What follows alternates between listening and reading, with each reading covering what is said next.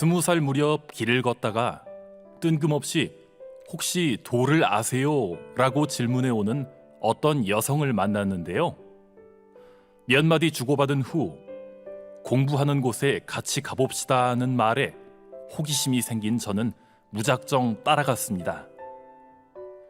연립주택의 어떤 방으로 들어서니 한 사람이 저를 맞이하면서 이런저런 이야기를 해주었는데요.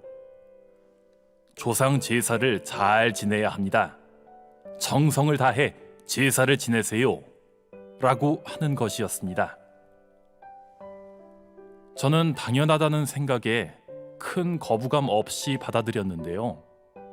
문제는 당장 제사를 지내야 하며 제물을 준비하기 위한 돈을 내야 한다는 것이었어요.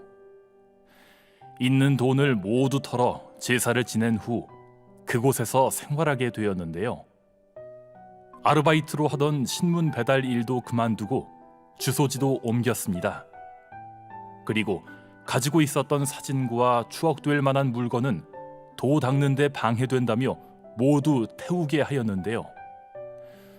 꼭 이렇게까지 해야 하나 의구심이 들었습니다. 그날 이후 빈약한 진리와 다양한 모순 탓에 그 집을 나오면서 자연스럽게 신앙을 그만두었는데요. 상제님 진리를 알게 된 건 그로부터 얼마 지나지 않아서였습니다. 인터넷 채팅을 통해 증산도 태전 세종도장에서 신앙하는 도생님을 만나게 된 것이죠. 그 일을 계기로 태전 유성도장을 방문하게 되었는데요. 수호사님으로부터 많은 이야기를 들으면서 이곳은 체계적으로 진리를 배우는 곳이구나, 여기가 진짜구나 확신이 들었습니다.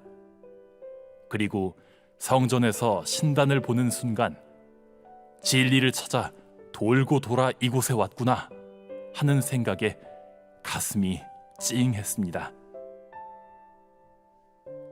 그 후 도장에 여러 번 가서 입도 교육도 받았는데요.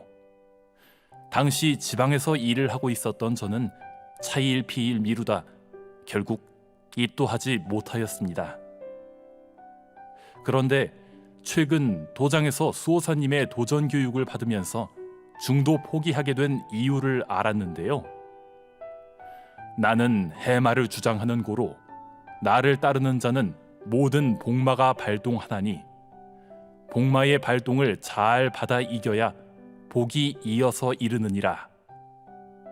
모든 것은 저의 나태함과 게으름 탓이었던 것이죠. 참 진리를 만나기까지 허비한 20여 년의 시간.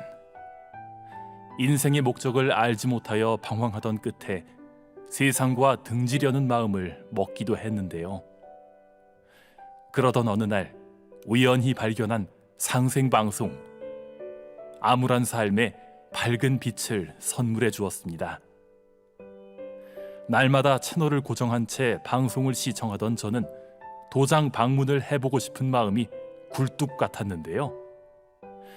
그동안 지은 죄도 많은 내가 신앙할 자격이 될까? 깊은 고민에 빠졌습니다. 하지만 뭐라도 해야겠다, 넋놓고 있을 순 없지 라는 마음에 용기를 내어 증산도 태전 유성도장을 방문하였는데요. 도장 방문 이틀째 되던 날, 정성스러운 마음이 잠시라도 끊어지지 않게 하며 날마다 더 널리 덕을 베풀기에 힘쓰라. 수호사님은 도전을 펼쳐 상제님 말씀을 전해주셨는데요. 증산도 신앙을 통해 과거를 참회하면서 새로운 인생을 사시기 바랍니다 라는 말에 입도를 결심했습니다. 참 진리를 만날 수 있도록 인도해 주신 부모님과 조상님, 무한한 은혜에 감사드립니다. 비록 부족하지만 이제야 바르게 사는 길을 알게 되었습니다. 앞으로 성경신을 다해 많은 사람에게 진리를 전하는 도생이 되겠습니다. 너희는 매사에 일심하라. 일심하면 안 되는 일이 없느니라. 상제님 말씀과 모든 일은 정성이 미천이다. 태상 종도사님 말씀을 항상 가슴에 새기면서 의롭고 진실한 참 도생이 되겠습니다.